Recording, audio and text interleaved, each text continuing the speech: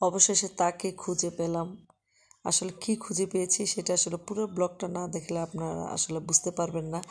আসলে কি যে অবস্থা সেটা একমাত্র আমিই জানি। আজকে আসলে স্কুল শেষে গিয়েছিলাম হচ্ছে মার্কেটে, গাজীপুর মার্কেট। সেখানে আসলে একটা আমার মেয়ের জন্য একটা জামা খোঁজার জন্য এমন কোনো শপিং মল নাই যে আমি যাইনি। প্রত্যেকটা শপিং মলে আমি ঢুকেছি।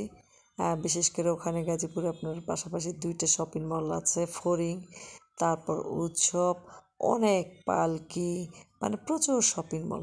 প্রত্যেকটাতে গিয়েছি, কিন্তু দুঃখের একটাই বিষয়, এই যে এটা হচ্ছে ফড়িংয়ে গিয়েছি। তো এই ছেলেটা আসলে আমাকে দেখাতে দেখাতে ক্লান্ত। কারণ হচ্ছে যে আমি যেটা চাচ্ছি সেটা পছন্দ হচ্ছে না। এটা হচ্ছে সুতি একটা ফ্রক দেখাচ্ছে, কিন্তু আমি এরকম সুতি একটা ফ্রক আসলে প্রাইসটাও অনেক বেশি আমার জন্য। সেজন্য আসলে ছেলেটাকে অনেক অনেক মানে এতগুলো কাপড়ও দেখিয়েছে, যেটা আসলে নিজেই ফেড আপ। তো আমি বলতেছিলাম যে আসলে এত কষ্ট করতে হবে না, আমি যাই। কিন্তু তারপর ছেলেটা বলতেছে যে না, একটু দাঁড়ান ম্যাডাম, আমি একটু দেখিয়ে দিচ্ছি। তো ছেলেটা আসলে অনেক ধৈর্য সহকারে অনেক কাপড় দেখিয়েছে, কিন্তু দুঃখের বিষয় শেষে দেখা যাচ্ছে যেটা পছন্দ হয়েছে সেটা আমার সাথে দামে মিলতেছে না, আর যেটা পছন্দ হয়নি তো হয়নি। তো অবশেষে ছেলেটাকে এতগুলো কাপড় চোপড় দেখে ওখান থেকে অবশেষে বের হয়ে চলে আসলাম। এসে আসলে এখন কি করব, আসলে এখন আসলে শীতের দিন, সেজন্য আসলে কোনো শোরুমেই মানে কি বলবো ফ্রক কিংবা গরমের যে জামা কাপড় সেটা টোটালি নেই। প্রত্যেকটা দোকানে এখন শুধু শীতের জামা, শীতের সোয়েটার, সব কিছু।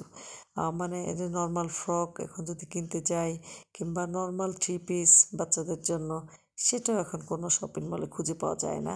আজকে একদম আপনার প্রত্যেকটা শপিং মলে ঘুরে ঘুরে যতটা বুঝলাম, প্রত্যেকটা শপিং মলের একই অবস্থা।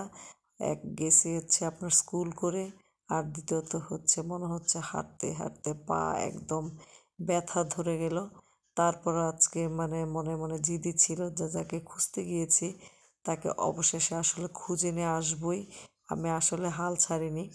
ওখান থেকে আসলে এতই ওর জামা কাপড় দেখার পর আসলে ফেড আপ হয়ে যাওয়ার কথা, তারপর সারাদিন স্কুল, ক্লান্ত হয়ে যাওয়ার কথা। কিন্তু আসলে একটা ছেলেটাও খুব ভালো ছিল, ও একটার পর একটা দেখাচ্ছে, আমিও দেখতেছি। দেখা যাচ্ছে যে যেটা আসলে আমার পছন্দ হয়েছে সেটা হয়তো বা দামে মিলেনি, এবং যেটা আপনার পছন্দ হয়নি সেটার তো আর প্রাইস জিজ্ঞেস করিনি, এই অবস্থা। তবে আশ্চর্য বিষয় হচ্ছে ছেলেটা এতগুলো ড্রেস দেখানোর পরও মানে কোনো ক্লান্তি বোধ করেনি, কোনো আসলে ধৈর্যহারা হয়নি। হ্যাঁ, আসলে শপিং মলগুলোতে এরকমই সেলসম্যান থাকা উচিত, যারা আসলে কাস্টমারকে দেখাতে সবচেয়ে বেশি পছন্দ করে, এবং একটার পর একটা ওদেরকে বলতে হয় না, ওরা উইলিংলিভাবে খুঁজে খুঁজে একটার পর একটা কাপড়, জামা কাপড় বের করে দেখায়। প্রত্যেকটা শপিং মলে আসলে এরকমই সেলসম্যান থাকা উচিত আমার মনে হয়।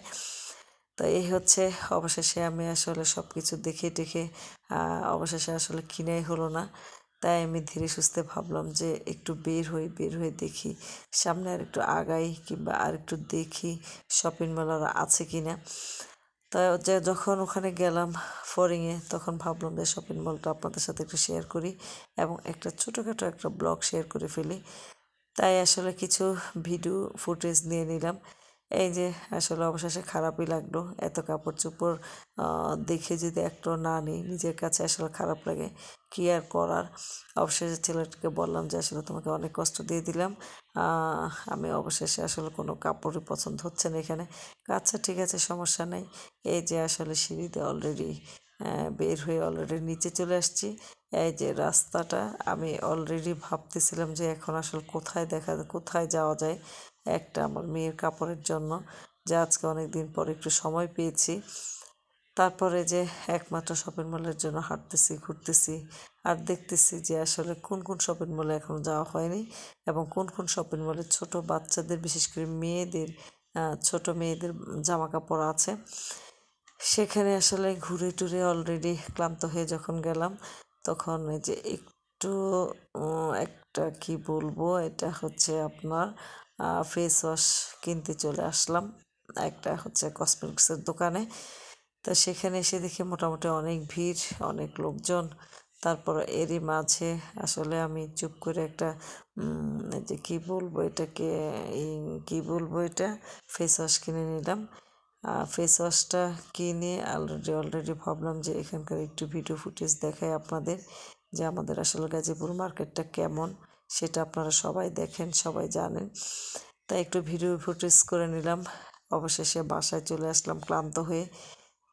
তাকেই খুঁজে পেলাম যাকে আমি খুঁজতেছিলাম। এই যে আমার মেয়েটা পরে অলরেডি ফ্যাশন শুরু করে দিয়েছে। আপনারা সবাই বলবেন আমার এই মেয়েটার জামা কেমন হয়েছে। অনেকক্ষণ ঘোরার পর আসলে আমি তাকেই খুঁজে পেলাম, তাই আপনাদের সাথে শেয়ার করলাম। এই যে আমার মেয়ে এতই ফ্যাশন শো করতেছে, ওর আসলে খুব পছন্দ হয়েছে। প্লিজ আপনারা কমেন্টসে জানাবেন আমার মেয়ের ড্রেসটা কেমন হয়েছে। অবশেষে তাকে খুঁজে পেলাম। সবাই ভালো থাকবেন, দোয়া করবেন। ধন্যবাদ সবাইকে।